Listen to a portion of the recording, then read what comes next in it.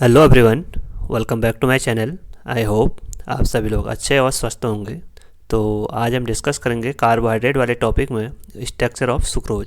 यह topic most important है, आप सभी लोग इस लेक्चर को ध्यानपूर्वक देखें, क्योंकि जो सुक्रोज स्ट्रक्चर है उससे क्वेश्चन पूछे जाते हैं। उसमें किस टाइप की लिंकेज होती है उसको पूछा जाता है, और जो इसका स्ट्रक्चर होता है उसको फॉर्मुलेट करना भी वहाँ होता है। ठीक है, तो आइए डिस्कस करते हैं आज के टॉपिक से। तो आज का टॉपिक है हमारा स्ट्रक्चर ऑफ सुक्रोज। तो सबसे पहले हम स्ट्रक्चर ऑफ सुक्रोज को डिस्कस करने से पहले हम इसके कुछ बेसिक पॉइंट को डिस्कस करेंगे। तो जो हमारा सुक्रोज है ये एक डाइसेक्राइड है। ये एक डाइसेक्राइड है। डाइसेक्राइड क्या होते हैं? जो दो मोनोसेक्राइड यूनिट से मिलकर बने होते हैं उनको बोलते हैं हम डाइसेक्राइड। तो जो सुक्रोज है हमारा ये एक डाइसेक्राइड है। ये हमारा ग्लूकोज और फ्रुक्टोज से मिलकर बना होता है। ये हमारा सुक्रोज हमारा ग्लूकोज और फ्रुक्टोज से मिलकर बना होता है। इसमें दोनों equimolecular mixture of alpha D glucose and beta D fructose होते हैं। ठीक है, तो ये हमारा सुक्रोज का फॉर्मूला C12H22O11। जैसे हम इसका हाइड्रोलिसिस करते हैं H2O, तो यहाँ पे हमको 2 मॉलिक्यूल मिलते हैं। एक तो होता है हमारा ग्लूकोज और एक होता है हमारा फ्रक्टोज। तो ग्लूकोज का स्ट्रक्चर होता है, ग्लूकोज का फॉर्मूला होता है हमारा C6H12O6 एंड फ्रुक्टोज का भी सेमी फॉर्मूला होता है। ठीक है, तो ये हमारे सुक्रोज। सुक्रोज क्या है? एक डाइसेक्राइड है। तो सुक्रोज क्या है? एक डाइसेक्राइड है जिसके मोनोसेक्राइड कौन कौन से होते हैं? जिसके मोनोसेक्राइड होते हैं, एक तो होता है हमारा ग्लूकोज, एक होता है हमारा फ्रुक्टोज। अब हम इसमें डिस्कस करते हैं सुक्रोज का स्ट्रक्चर। तो आइए डिस्कस करते हैं सुक्रोज का स्ट्रक्चर। तो यहाँ पे देखो,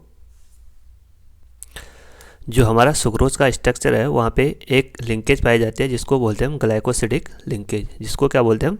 ग्लाइकोसिडिक लिंकेज। और ये ग्लाइकोसिडिक लिंकेज किसके बीच होती है? यह ग्लाइकोसिडिक लिंकेज हमारे कार्बन फर्स्ट जो ग्लूकोज का होता है और कार्बन सेकंड जो फ्रुक्टोज का होता है उसके बीच यह लिंकेज होती है। तो यह लिंकेज हमारे कार्बन फर्स्ट और कार्बन सेकंड के बिटवीन होती है। तो कार्बन फर्स्ट किसका है? कार्बन फर्स्ट है यहाँ पे हमारा ग्लूकोज का, और कार्बन सेकंड किसका है? यहाँ पे कार्बन सेकंड है यहाँ पे हमारा फ्रुक्टोज का। तो यहाँ पे किसका लेना, देखो जो कार्बन फर्स्ट है वो हमारा अल्फा डी ग्लूकोज और कार्बन सेकंड हमारा बीटा डी फ्रुक्टोज। तो ये फर्स्ट स्ट्रक्चर हमारा अल्फा डी ग्लूकोज का। फर्स्ट स्ट्रक्चर क्या है हमारा? अल्फा डी ग्लूकोज का। तो यहाँ पे देखो जो अल्फा डी ग्लूकोज होते हैं और बीटा डी ग्लूकोज होते हैं उनके स्ट्रक्चर में क्या डिफरेंस होता है?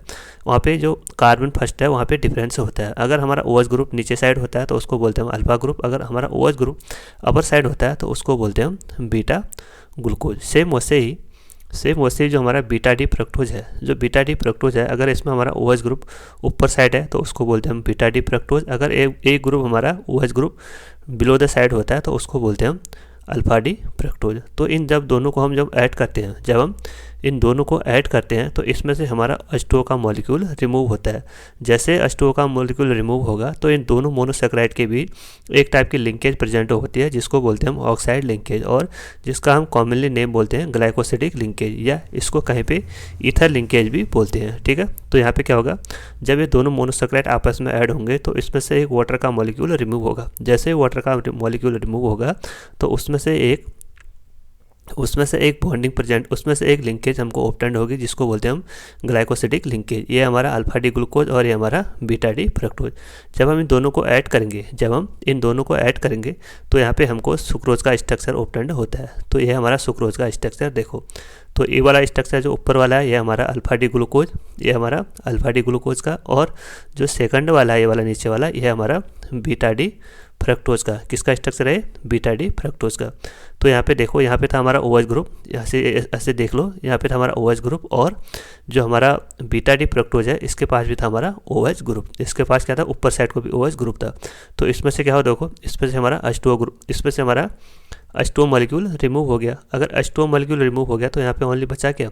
यहाँ पे ओनली ऑक्सीजन और ऑक्सीजन के बीच लिंकेज बचा। तो इसी लिंकेज को बोलते हैं हम ग्लाइकोसिडिक लिंकेज, जहाँ पे दो मोनोसेक्राइड यूनिट आपस में ज्वाइंट होते हैं by the elimination of water molecule, और वहाँ पे हमको एक oxygen linkage, oxide linkage obtained होती है जिसको बोलते हैं हम ग्लाइकोसिडिक लिंकेज, और इसको समटाइम हम ईथर लिंकेज भी बोलते हैं। इसको क्या बोलते हैं? कहीं कहीं भी ईथर लिंकेज भी बोलते हैं। तो यह हमारा स्ट्रक्चर ऑफ सुक्रोज।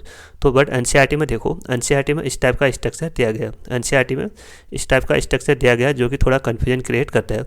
यहाँ पे जो अल्फा डी ग्लूकोज है ये वाला स्ट्रक्चर, अल्फा डी ग्लूकोज का स्ट्रक्चर तो सही दिया गया, बट यहाँ पे जो बीटा डी फ्रक्टोज है, जो बीटा डी फ्रक्टोज है उसका जो बीटा डी फ्रक्टोज का कॉमन स्ट्रक्चर क्या है हमारा? ये वाला एक मिनट यहाँ पे बनाते हैं। तो यहाँ पे देखो ये हो गया हमारा OH और ये हो गया हमारा CH2OH और ये वाला पोजीशन हो गया हमारा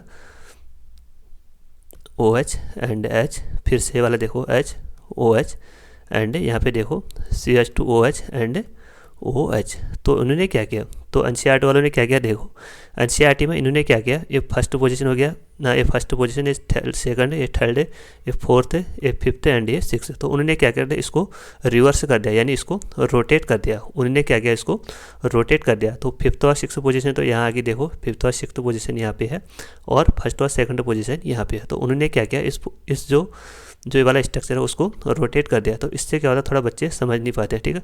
तो उन्होंने क्या किया, 1/5 और उनने क्या किया 1 2 और 5 6 को रोटेट कर दिया। तो 5 6 हमारा यहाँ पे आ गया और 1 2 हमारा यहाँ पे है। तो यहाँ पे किस टाइप की लिंकेज होती है, यहाँ पे लिंकेज होती है हमारी ग्लाइकोसिडिक लिंकेज।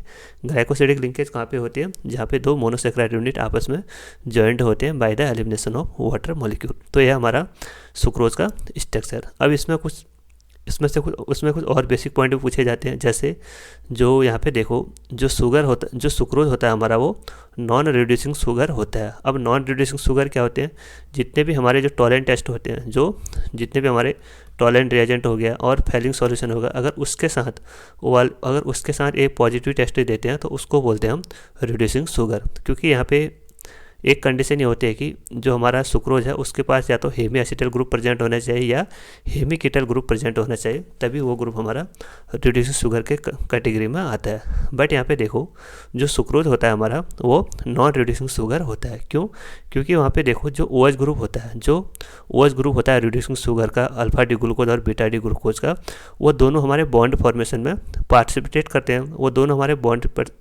बॉन्ड फॉर्मेशन में पार्टिसिपेट करेंगे तो वहाँ पे हमको एक ग्लाइकोसिडिक लिंकेज ऑब्टेंड होता है। तो उससे क्या होता है, वहाँ पे हमारा कोई भी चाहे ग्लूकोज हो या फ्रुक्टोज है, उसमें से कोई भी OH ग्रुप हमारा फ्री नहीं रहता है। अगर OH ग्रुप फ्री नहीं रहेगा तो उसमें क्या होगा, कोई भी हेमी एसिटल ग्रुप प्रेजेंट नहीं होता है। तो हेमी एसिटल क्या होता है, देखो जब हमारे कार्बन के पास एक साइड OR ग्रुप अटैच्ड हो और एक साइड हमारा OH ग्रुप अटैच्ड हो और दूसरी साइड हमारा R ग्रुप अटैच्ड हो और एक हमारा H ग्रुप अटैच्ड हो, तो उसको बोलते हैं हम हेमी एसिटल ग्रुप। इसको क्या बोलते हैं हम, Hemy acetal group.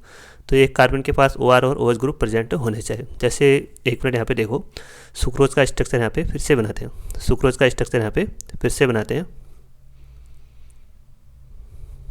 Next page बनाते हैं। देखो सुक्रोज ये हो गया, देखो यहाँ पे HO और दूसरी साइड क्या था हमारे ये वाली लिंकेज,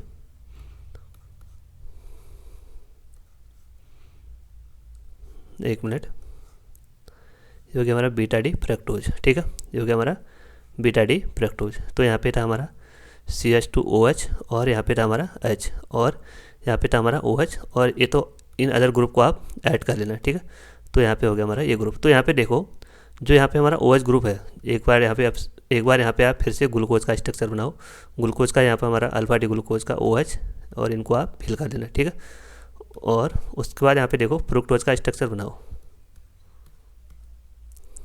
तो OH CH2OH इनको हम फिल करेंगे। तो यहाँ पे देखो ये जो ग्लूकोज है और ये फ्रक्टोज है। तो यहाँ पे देखो जो ग्लूकोज का OH ग्रुप है ये भी पार्टिसिपेट कर रहा है बॉन्ड फॉर्मेशन में, और जो फ्रुक्टोज का OH ग्रुप है ये भी पार्टिसिपेट कर रहा है यहाँ पे बॉन्ड फॉर्मेशन में। तो यहाँ से क्या होगा, हमारा वाटर का मॉलिक्यूल रिमूव होगा, तो उससे क्या होगा, यहाँ पे ग्लाइकोसिडिक बॉन्ड हमको ऑब्टेंड हो गया। तो यहाँ से क्या है, यहाँ पे हमारा OH ग्रुप फ्री नहीं है।